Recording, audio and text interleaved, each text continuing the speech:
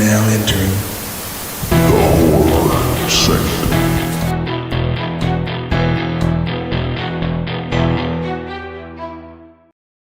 Hello, and welcome back to the Horror Sanctum podcast. We are embarking on the new year. I'm Jay with John and Kellen. And gosh, 2024 kind of flew by for me, at least. I don't know about you guys, but it was very fast. I feel like the older I get, the shorter the years are, which kind of sucks. But 2024 is almost over, and tonight we want to take you back to 1999 and take you back to the millennial-ending battle between Arnold Schwarzenegger and the devil himself. Of course, I'm talking about End of Days, directed by Peter Hyams. So if you're not familiar, you should be. It's a private security guard, finds himself caught up in an apocalyptic conflict. The devil's only chance of getting out of his eternal prison is to mate with a chosen girl in the last hour of the millennium. Awkward. And the guard finds himself having to protect the woman from an enemy in whom he does not even believe. Wow. Yeah. I didn't know what this movie was about. I'll start there. I'd heard of it. I knew it was an Arnold Schwarzenegger film. In my mind, it was some kind of apocalypse movie, like End of Days, like zombie kind of related. It's not. It's not. It's about the devil. And this movie has a lot to unpack. Just for reference, it has an 11% on Rotten Tomato and a 5.8 out of 10 on IMDb, which is a huge disparity between ratings. You're talking about a 50% versus an 11%. I'll explain what I thought about it later. But what I want to get to first is that rooftop scene having Arnold Schwarzenegger dangle from a helicopter as they drag him through the sky chasing after somebody. That is Mission Impossible 2 peak 90s insanity. And I couldn't help but just laugh at the absurdity of a 250-pound, 6'4" Austrian man dangling from a helicopter. And he basically said, just another day on the job when he tells the chief of police or whatever the lady was that was in the movie. I just found that so comical. I'm like, in the writer's room, who came up with that idea? Like, they had to have either watched The Matrix or Mission Impossible 2, something around that same time, and thought, I've got an idea for an awesome scene.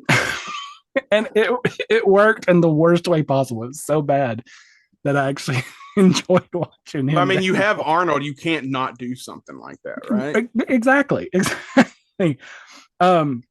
Then you get to the scene where the person that he was chasing is now stapled to the ceiling above his bed, and one of the guys makes the comment, maybe he did it himself.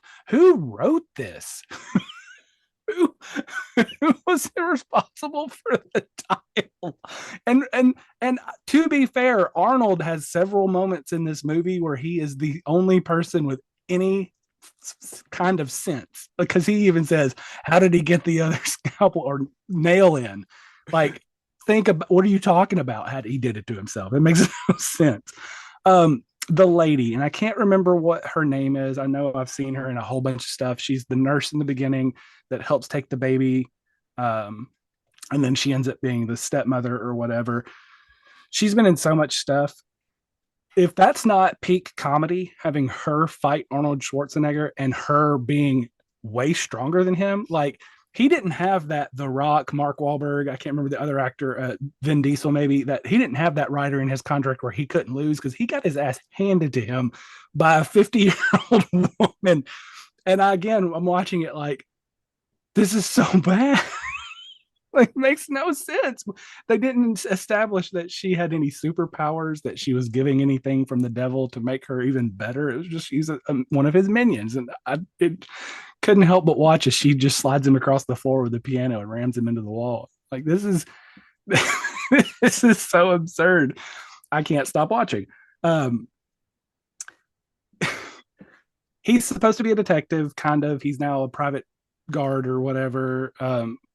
Lost his family, went to drinking, and lost everything. I get that. Is he Batman? And the reason I point to that is because the scene where he says Christ in New York, and Arnold, I swear to God, this is how quick he gets from Christ to New York to the girl's name. Maybe it's not Christ in New York. Maybe it's something like Christ in New York, or Christine in New York, or Kristen York. Like, come on. How did he get to Christine York in 3 degrees of separation? That was how quick he got to that. And oh, hey, look, we found the database. There's a Christine York right down the road. Like, I laughed more at this movie than I guarantee the writers and directors expected anybody to. Here's where my problems start. If you have this child, I'm assuming they killed her mother. The stepmom takes over. Indoctrination is a thing. Why are you going to hide from her the fact that she's going to be the birth mother of evil incarnate, that Satan is coming, especially if she's having visions? Cults are real. That's a real thing in modern society, and they indoctrinate people all the time. Wouldn't that be an easier way to go about it than waiting till Satan shows up and he's like, by the way, girl, we're about to do this thing. Why not just go ahead and prep her and be like, hey, guess what? You're very important and very special. One day, just go ahead and teach her that way, especially if she's going to be magnetically drawn to him, like they keep saying in the movie. Jay made a comment on the group chat about the boob grab in the beginning, and I don't want to steal because I'm sure Jay might talk about that. But why are we trying to establish how evil Satan is? Like, I think pretty much everybody going into it's going to be like, I bet he's evil because he's Satan. I don't think we have to go over the top with making him look like a jerk or look like the devil, because he is the devil. I like the line because I'd never thought about this before, and it goes to that nationalism in movies where if it's end of world kind of thing, it always happens in New York or Los Angeles. It always happens in America. The end of the world's happening here. Nobody else gets a chance at it. I love the part where they're talking about the 1 hour window on 1999 because 666 blah blah blah blah. And Arnold says, "Is that an Eastern time?" Like, that's a good point. Like, what time are we talking? Like, what exactly 1 hour window are we talking about? I thought that was pretty funny. 11:57 is the time on the clock when the devil takes over Arnold. In that 1 hour window, he's got 3 minutes left to impregnate this woman. I know that women don't want a 1 minute man. I don't know that a 1 minute man exists that's going to be able to get her pregnant in that amount of time. Talk about a buzzer beater. So I don't know why they waited till the last possible minute. I could see him rushing to it, but he wasn't even rushing at that time. He was just like, lay me down and softly whisper, Satan love words in your ear. I mean, he was not in any kind of hurry with the clock counting down. The last thing I'll say, I have determined after watching this movie, whatever catchphrase that you think belongs to Arnold Schwarzenegger, you're wrong. It is not, I'll be back. It's not, get to the chopper. It's, come on. He says, come on, in almost every movie he has ever done. He says that more than Joe Biden does. Come on. No, he says it at least 20 times in this movie. At one point, he said every synonym for come on in one sentence. He was like, go, hurry, come on now. Like, calm down. like again, who wrote this movie? Is that just a go-to like word for him? Like, if you can't remember what the word in the script is, that he said it Predator because he was like, "Come on, kill me now." Yeah, exactly. Andrew W. Marlowe wrote this movie. Andrew W. Marlowe, friend of the show. Another example, John, is in Jingle All the Way. Come on, where's your Christmas spirit? I mean, he says "come on" in every movie. So, regardless of what you thought before tonight, the catchphrase of Arnold is and will always be "come on," because he says it all the time. That being said, this movie's garbage. This is so bad, and I wanted it to be good because I was looking at the time. It's Arnold. They killed the movie by not letting him be Arnold. I think there's glimpses in it, but I'm talking Running Man. I'm talking Commando. I'm talking Predator. Peak Arnold is when you let him have his one-liners. Like James Bond, after everybody that dies in a James Bond movie, Arnold thrives when you let him have little bitty quips that are comical. Um, Also, you can't have a 6'4" Austrian bodybuilder get bodied for an entire movie. At no point does he get the upper hand on anybody unless he's shooting a large gun. That was the part to me that just it took away from this movie. It could have been awesome 90s over the top cheese. It had glimpses of that, but overall it was just so hard to watch. It was another one of those movies where I was looking at the time and I was like, oh, we got to be getting close. We've got to be getting close. The dialogue was so bad. Kevin Pollak did his best in certain scenes to try to save it, but even then they ruined his character. It would have made more sense for him to show up later and try to trick Arnold instead of them catching him on fire. In the church scene, that didn't make sense to me. Why do you have the devil enter him? Why not have it enter his friend later in the movie instead of killing Kevin Pollak? Maybe he gets lost, left behind in another scene while Arnold's like trying to hold everybody back and Arnold's taking the girl. And then he shows up later and you find out he's been possessed.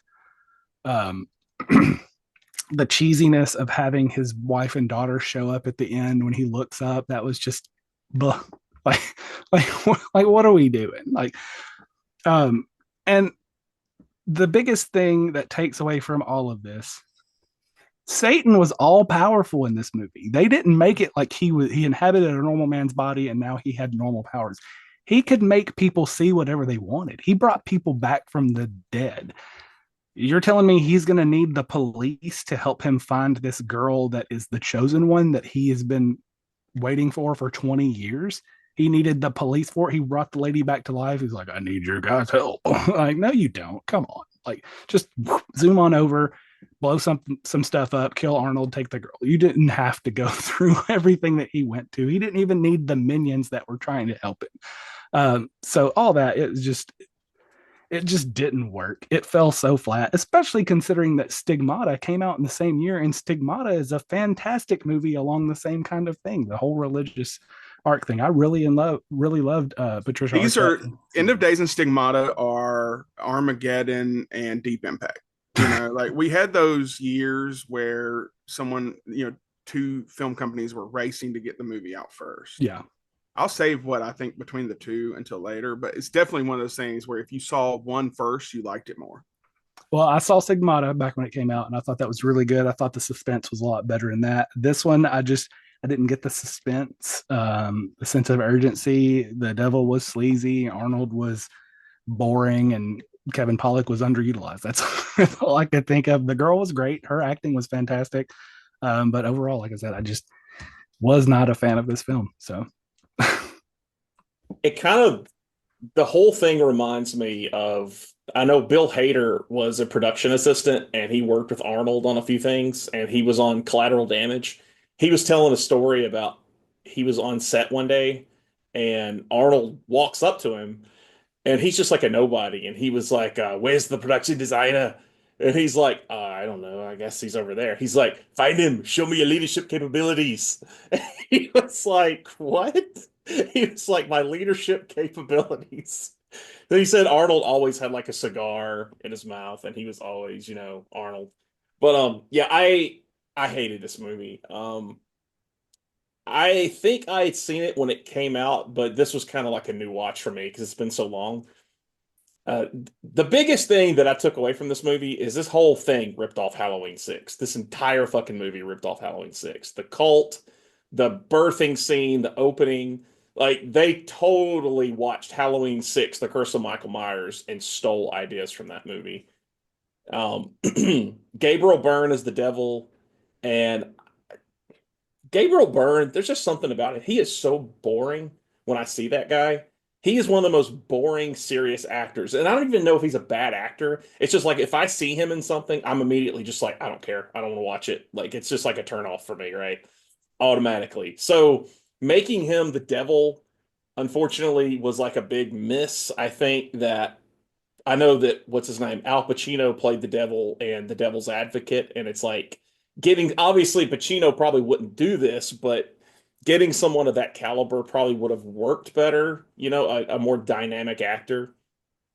Udo Kier is in this movie, aka the German weird bad guy in like every movie. I swear he's got it in his contract to play a weirdo. Like he never plays a normal person. And the only movie where he actually plays a normal person is Suspiria, because he has a small part in Suspiria where he's on a park bench talking to the main girl, and he's just like a guy who's like a history professor. That's like the only movie I've ever seen him in where he's a normal actor, like not doing a character. Yeah, it's Arnold's doing a money grab here. It's clear that's all he's doing. He's trying to do something different, darker, depressive, but it's easily just a money grab. And like you were saying, Kellen, he doesn't get to play himself. It's a weird vibe to the whole movie. His family's dead. It's like the whole thing has this depressing vibe to it. Um, that's one of the stupidest things is when Satan like does the flashback where it's like he shows his family getting killed, but he's like basically like showing the glimpse of them, like I can give you this, and he slow-mo jumps onto the Christmas tree. I was like, oh my God, this is so stupid. And then when there was another scene where they were investigating and they were like in this tunnel and there's a fucking black cat jump scare. I was like, are you kidding me? Like at that point in time, were we not past black cat jump scares? That was so stupid. Um, yeah, it's very much plays into, the 90s and a lot of that ridiculous nature. Even like the part where at the beginning where he's chasing after the bum and the bum like falls through glass and falls onto newspaper. So it's like he doesn't die. He falls just conveniently on soft newspaper through the glass thing. Um, God, I know a lot of people have nostalgia for the 90s, and I do too. I have nostalgia for the 90s. There's, particular things like arcades, video stores, certain things, but I watch something like this and I'm just taken back to some of the dumbest fucking times in the 90s, like 99 2000. That whole like end of the world Y2K, like I do not want to relive that again. And it's like going back and watching this, I'm like, oh my God, that is such a stupid period of time in our life. And I get it's funny, people romanticize about it, but this movie is just like everything about that wrapped up. Even the ending, the CGI monster, Satan, whatever that comes up. It's just it's really astounding something like this goes forward. Even in 99, they did this. I mean, I know they did the Mummy Returns, the Scorpion King, and they had terrible CGI in that, but yeah, I mean, this is like, I would say this is definitely in the top three worst Arnold Schwarzenegger movies ever. It's got to be, if not top two. I'm not sure. We'll have to worse. research that off air.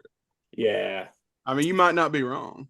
So yeah, that's I did not like it. No. So I don't like it either. As you can see, I own it.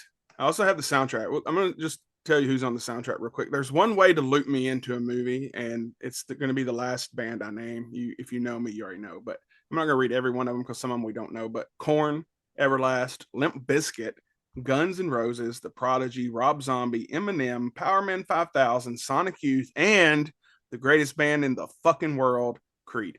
So I was already kind of into it. Like back in the 90s, the best part about the 90s and like the early 2000s were soundtracks, especially horror movie soundtracks, because they put all these hard rock metal bands in it. Like I have a stack over here, thanks to John buying CDs all the time. And I'm like, oh, that could be fun. I'm like, oh, all these horror soundtracks, like I have Bride of Chucky and a few others, like they're not on vinyl, which is what I actively collect.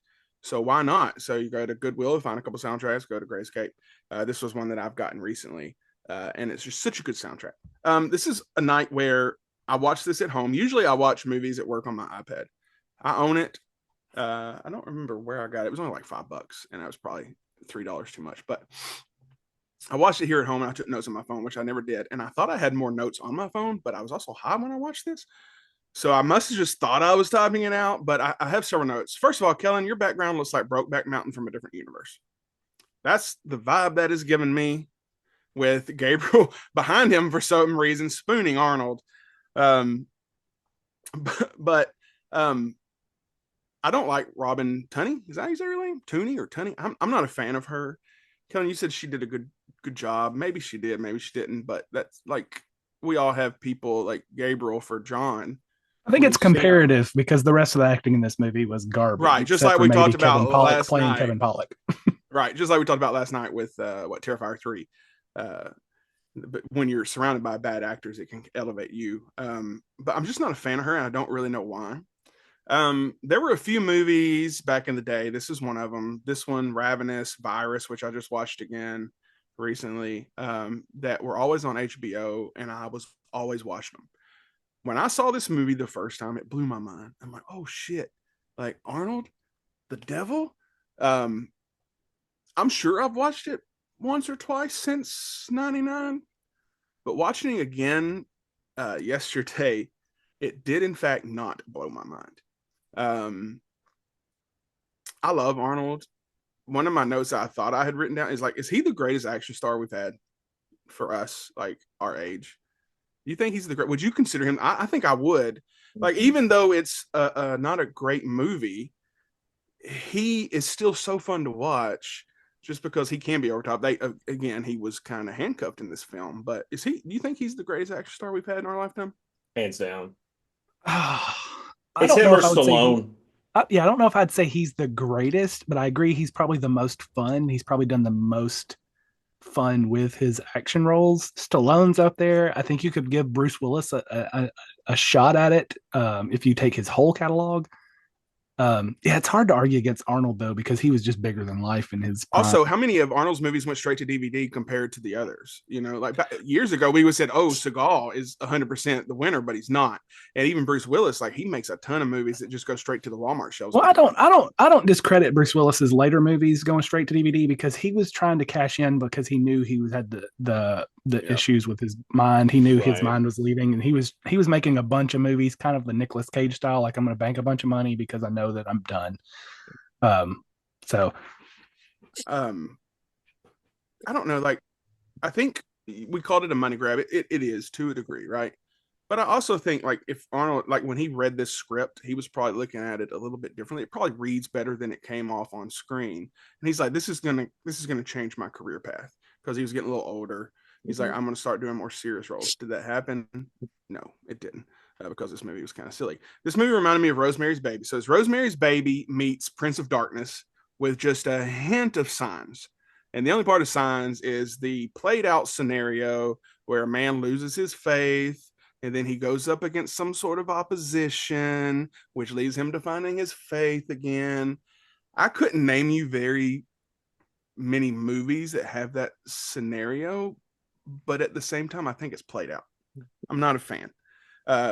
Demon Baby, Devil Baby is my least favorite subgenre, anyways, in horror.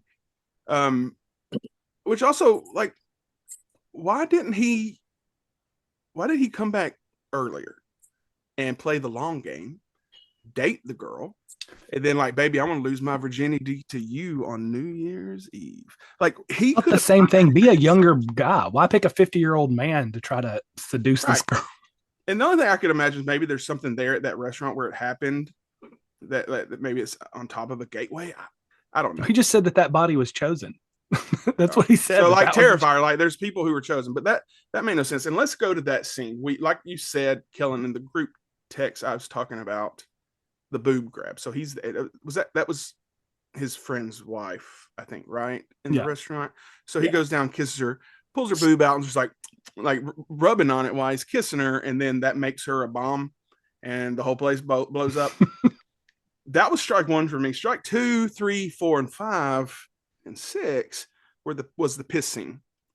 So you have this character, and whether you like Gabriel or not, I think he can play menacing pretty decently. It's boring compared to some of the other people we've seen play Satan.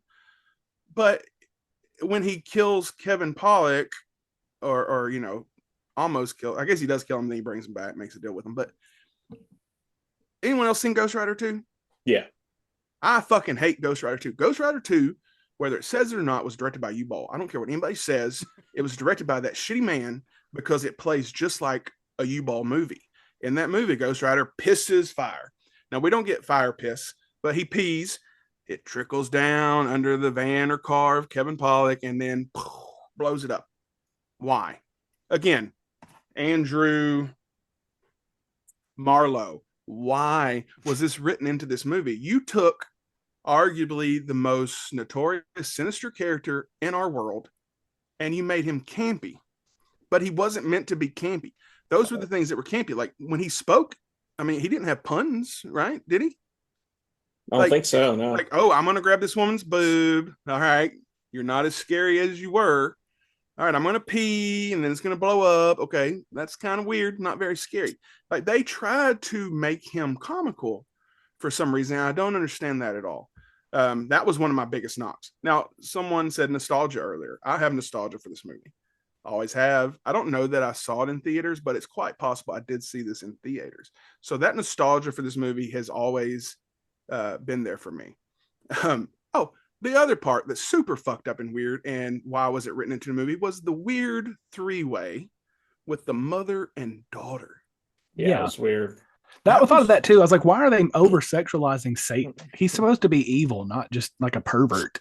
And why is he wasting his seed on these people? Like he needs to save that. He needs to save his boys for the job he's been sent to do. Like that part was so weird, but they just made him so corny, and they took away the menacing part, and I hated that. And that's not something I picked up on, when I watched it before, but it's definitely something I picked up on now.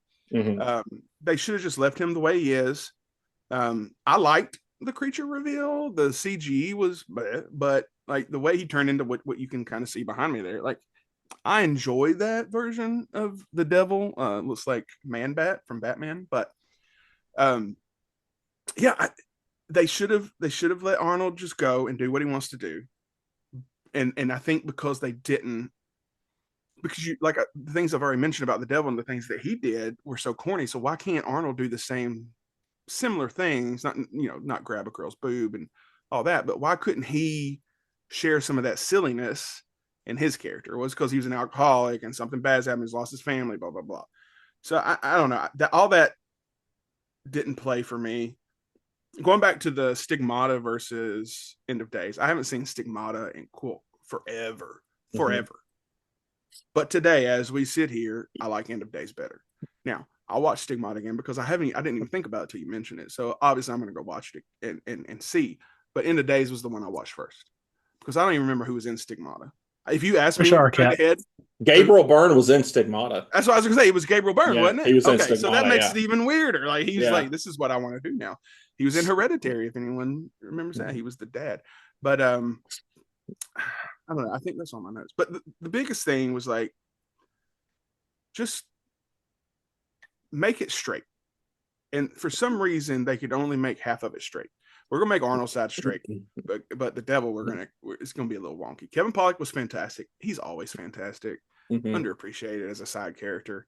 I don't know, but like I said, it hit different in '99, and it definitely doesn't have that same oomph to it now. I know we talk all the time like how we grade movies, and mine is, hey guys, go watch this movie. This is not a movie. I was like, hey guys, go watch this movie. You've got to watch it. It's awesome. It's Arnold Schwarzenegger against the devil. When you hear that, you're like, oh shit, I want to watch that. And then you're watching it and you look at your friend who suggested, like, you're an asshole. So, and honestly, when we chose this, because there's a few, I know John was like 100% against New Year's Evil. I think that's the first thing TJ said, like, what New Year's Evil, which I do own because why the fuck not? But there's not a ton of good. There might not be any good New Year's Eve horror movies. So this is the one we chose. Is that in the scripture somewhere? Is there like in the Satanic Bible that he has to knock this girl up on New Year's Eve? Like I don't know. Bring in the new millennium. I guess it's the millennium, right? People, yeah, it's like those doomsday people. That was the whole thing. Is like it's not 666. It was upside down and backwards, and if you flip it around, it's 999, like 1999, and like they were definitely reaching to make that make sense, and it still didn't. Those are like some of my favorite things in shows and movies is when like they go to a door and it's like apartment 999. They go inside and then it it goes upside down and it's 666. It's like, no, don't go in there. What's funny is I watched Y2K yesterday in theaters, which takes place the same time frame as this movie. So I don't know how I managed that, but Y2K was a better movie. So, and they didn't play it straight at all. which is, if they played some of it straight like this one, it would have been different, but they played it, Kyle Mooney. So anyways, I digress. We'll go around, give our rankings. We'll close up shop. I gave it a 2.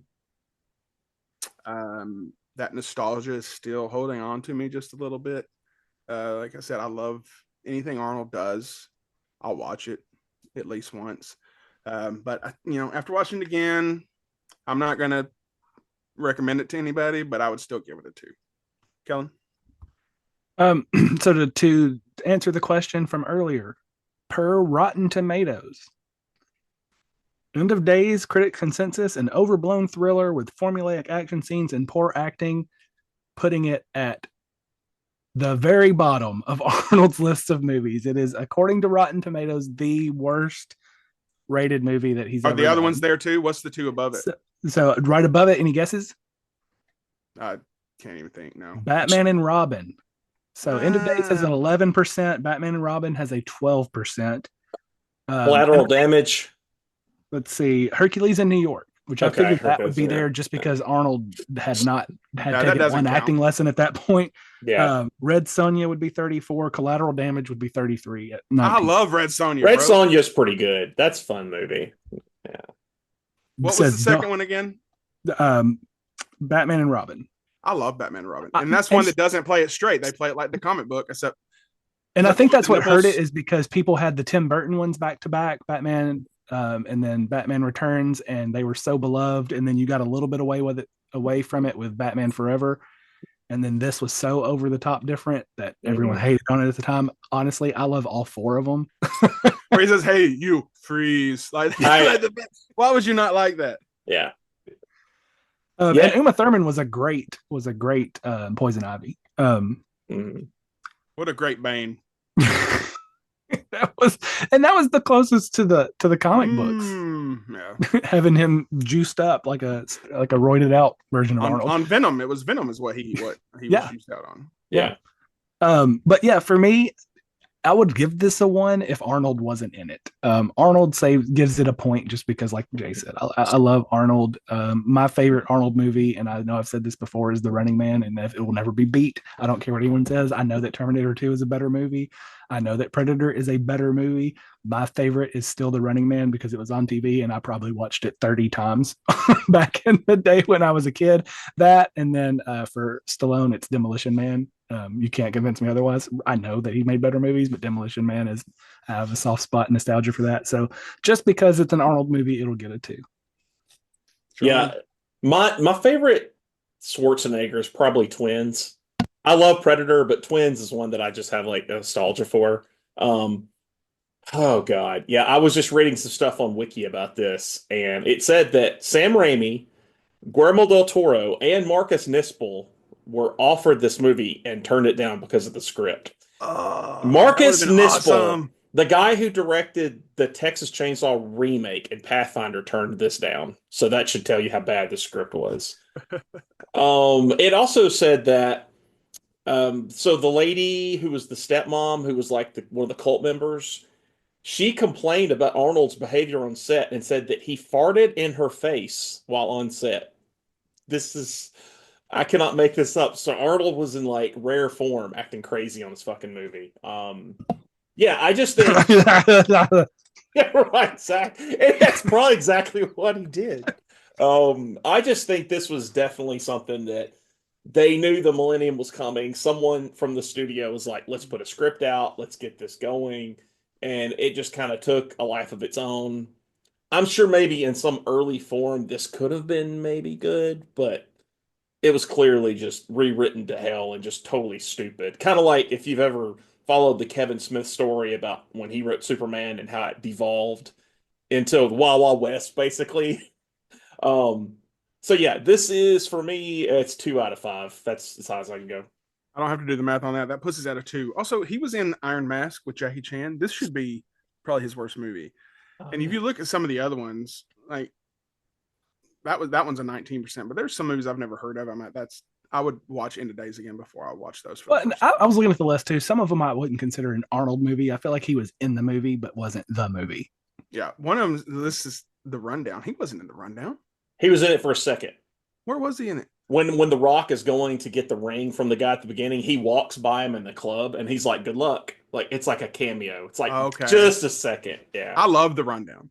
Well, I don't and remember that. they had the Expendables pretty low rated as well, and you can't rate those movies. Those movies are meant to be as over the top and campy as humanly possible. You throw as many action stars as you can together in a room and have them blow as much stuff up.